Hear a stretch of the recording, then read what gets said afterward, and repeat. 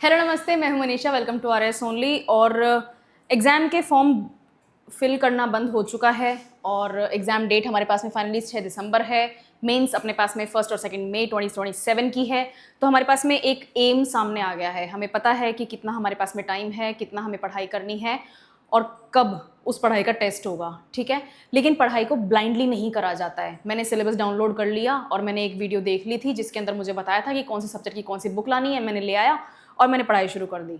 नहीं, आपके सिलेबस में जो भी टॉपिक्स दिए हुए हैं वो सारे टॉपिक्स इक्वल इंपॉर्टेंस नहीं रखते हैं। ये मुझे कैसे पता चला?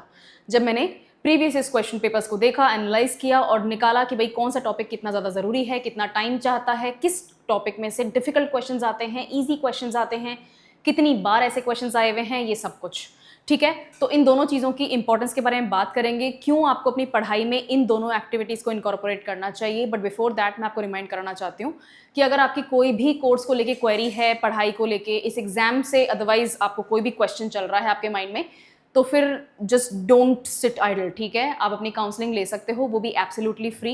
आप गूगल फॉर्म फिल करके सबमिट कर दो जो कि डिस्क्रिप्शन बॉक्स में दिया हुआ है, या फिर एक फ़ोन नंबर पे है, उस पर भी कॉल करके अपनी क्वेरीज को सॉर्ट आउट करवा सकते हो। अगर आपको कोचिंग करनी है, आपको पढ़ाई करनी है, क्लासेस ज्वाइन करनी है, तो उसकी इन्फॉर्मेशन भी मिल जाएगी। अदरवाइज एग्जाम के लिए मेंटोरशिप गाइडेंस प्रोग्राम्स चलते हैं, वो चाहिए तो वो भी मिल जाएगा। ओके, चलो टॉपिक पे आते हैं। नाउ सबसे पहले अपन बात करेंगे प्रीवियस क्वेश्चंस के एनालिसिस की। क्यों हमें ये जानना जरूरी है कि पहले कैसे क्वेश्चंस आए हैं? सिंपल 3 रीजंस की वजह से। 3 रीजंस में हमें पहली चीज तो पता चलती है प्रायोरिटी। प्रायोरिटीज हर टॉपिक को लेके एक पर्टिकुलर इंपॉर्टेंस होती है। फॉर एग्जाम्पल अगर मैं ज्योग्राफी का एग्जाम्पल लेती हूँ, ज्योग्राफी में बहुत ज़रूरी है कि आप फिजियोग्राफी पढ़ो, बहुत ज़रूरी है कि आप रिवर्स और लेक्स पढ़ो, क्योंकि हर साल एटलीस्ट 2 क्वेश्चंस इन 2 टॉपिक्स से आते हैं, वर्ल्ड इंडिया और राजस्थान। स्पेशली राजस्थान की रिवर्स और लेक्स, जो भी डैम्स हैं, कैनाल्स हैं, सब कैनाल्स हैं, कोई नई कैनाल बन रही है, कहीं से कोई नया कनेक्शन लेकर आ रहे हैं, कोई नया solar power plant, water plant बना रहे हैं इलेक्ट्रिसिटी के लिए, न्यूक्लियर प्लांट बन रहा है तो वो भी पानी के पास में होगा। Anything that touches water is important for you when it comes to Rajasthan geography, ठीक है। फिजियोग्राफी की बात करते हैं तो थार डेजर्ट है हमारे पास में, अरावली है हमारे पास में, प्लेन्स है हमारे पास में, प्लेटो रीजन है हमारे पास में, ठीक है, फॉरेस्ट हैं, डाइवर्सिटी है, फ्लोरा फौना दोनों डाइवर्सिटीज हैं, इन्वेजिव स्पीशीज भी पूछ लेते हैं, वो कोई नया कोई नया कॉरिडोर बन रहा है, फॉर एग्जाम्पल राजस्थान और मध्य प्रदेश के बीच में चीता कॉरिडोर बनाया जा रहा है, that is an important news. ये सारी चीजें आपकी फिजियोग्राफी से रिलेट करती हैं। 100% 2 क्वेश्चन फिक्स हैं। एक और हिंट, इस बार अरावली के ऊपर क्वेश्चन भी फिक्स है। क्यों? क्योंकि पिछले 1.5 साल से Aravalli for good and bad both reasons news में रहा है। इजी क्वेश्चन भी आ सकता है। टॉप 10 पीक्स याद करके रखो, हर पीक के ऊपर कोई ना कोई इंपॉर्टेंट टेम्पल होगा, कौन से देवी देवता का टेम्पल है वो याद करो, देखो कि वो कहाँ पर सिचुएटेड है, कौन से डिस्ट्रिक्ट में है, वहाँ पर कोई और इंपॉर्टेंस उस डिस्ट्रिक्ट की, जैसे कोई आर्ट एंड कल्चर में हो सकता है, कहीं की पेंटिंग फेमस हो सकती है, कहीं का क्लॉथ फेमस हो सकता है, कहीं का डिज़ाइन फेमस हो सकता है। ये सारी चीज़ें साथ में याद करो। तो अरावली से रिलेट करने के लिए भी आपको आर्ट एंड कल्चर, बायोडाइवर्सिटी, ये सब रीड करना पड़ेगा, पढ़ना पड़ेगा, ठीक है। तो फिजियोग्राफी इंपॉर्टेंट है, रिवर्स एंड लेक्स इंपॉर्टेंस है। और तीसरी मोस्ट इंपॉर्टेंट चीज़ है आपके लिए ज्योग्राफी में क्रॉप्स, ठीक है।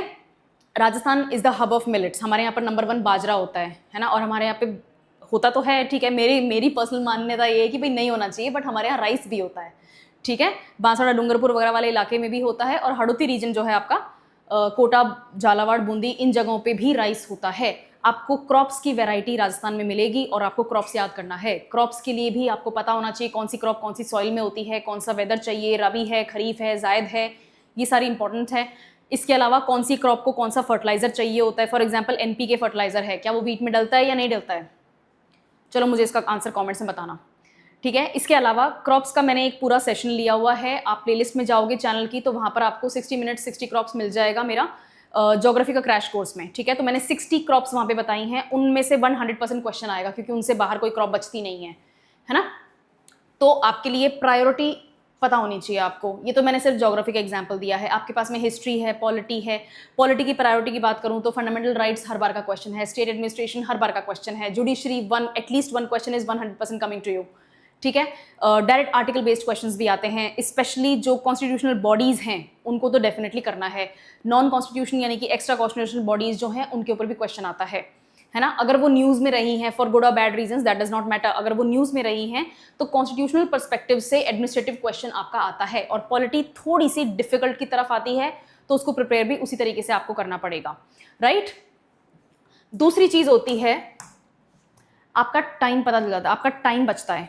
टाइम कैसे बचता है?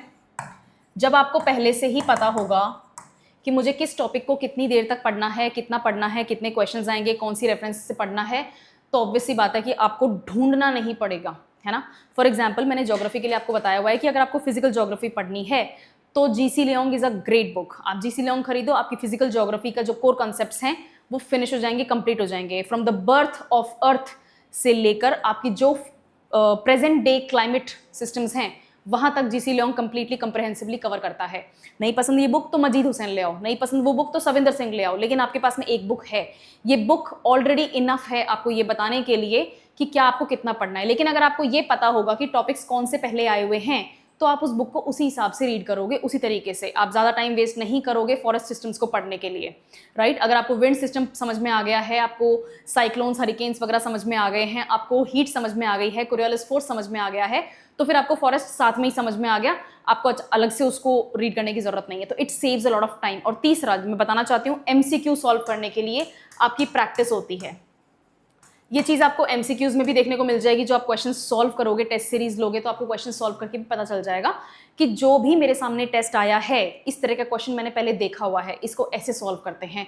क्वेश्चन सॉल्व करने की ट्रिक आ जाती है। There are so many methods. आप लॉजिकली भी आंसर को अप्रोच कर सकते हो, आप एलिमिनेशन मेथड भी लगा सकते हो, तुक्के नहीं लगाने हैं, ठीक है, तुक्के नहीं लगाने हैं बोला है मैंने, तुक्के नहीं लगाने हैं। आपको एलिमिनेशन मेथड आना चाहिए, लेकिन वो ऐसा नहीं है कि मैंने बता दिया ऐसे करते हैं तो फिर आप उसको कर लोगे और आपको महारत हासिल हो जाएगी, ऐसा नहीं होता है। आपको क्वेश्चंस प्रैक्टिस करने पड़ेंगे, hundreds and hundreds of question solve करोगे तब जाके पता चलेगा कि एक्चुअली एलिमिनेशन मेथड में स्मार्ट गेसेस करते कैसे हैं। वहां पर भी अंधा गैस नहीं हो रहा है ना।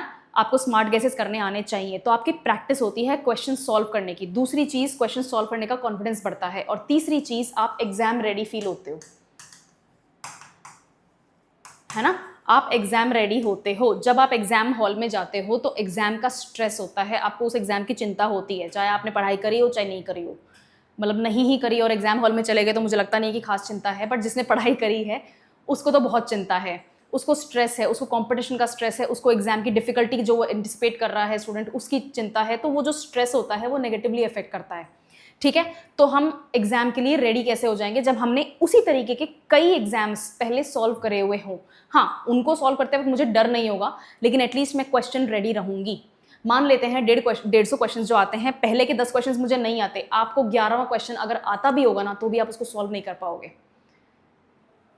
क्यों नहीं कर पाएंगे मैम? आता होगा तो फिर क्यों नहीं कर पाएंगे जब मेरे को आता है तो? क्यों? क्योंकि आपका माइंड ओवर ड्राइव स्ट्रेस में चला जाता है, और जब माइंड ओवर ड्राइव टेंशन और स्ट्रेस फील करता है तो आप इन्फॉर्मेशन को रिटेन तो करते हो लेकिन रिकॉल नहीं कर पाते।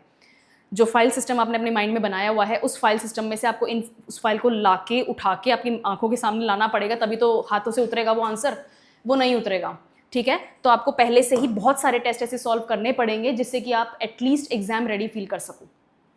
तो प्रीवियस क्वेश्चंस का एनालिसिस बहुत इंपॉर्टेंट है। मैंने एनालिसिस किया हुआ है, आपको लाइव सेशंस में मेरी मैराथन मिल जाएगी जिसमें मैंने ज्योग्राफी का किया था।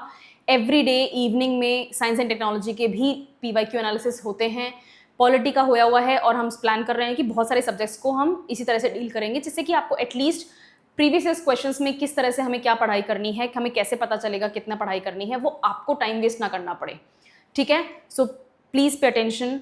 आपको खूब पढ़ाई करनी है, यस, आपको नोट्स बनाने हैं, यस, लेकिन आपको अपने आप को टेस्ट करना है ना। और इन सब से पहले आपको देखना है कि कौन से टॉपिक को कितना वजन देना है, कितनी इंपॉर्टेंस देनी है, ओके। इसके अलावा भी कोई क्वेरी होती है, कोई क्वेश्चन होता है तो comment section is open for you, वरना काउंसलिंग लो, इट्स एब्सोल्युटली फ्री। फॉर्म भरो, कॉल करो, और जो भी आपकी तकलीफ है वो बोल डालो। ये ऑफिस इसीलिए है, ठीक है। Thank you so much, good luck.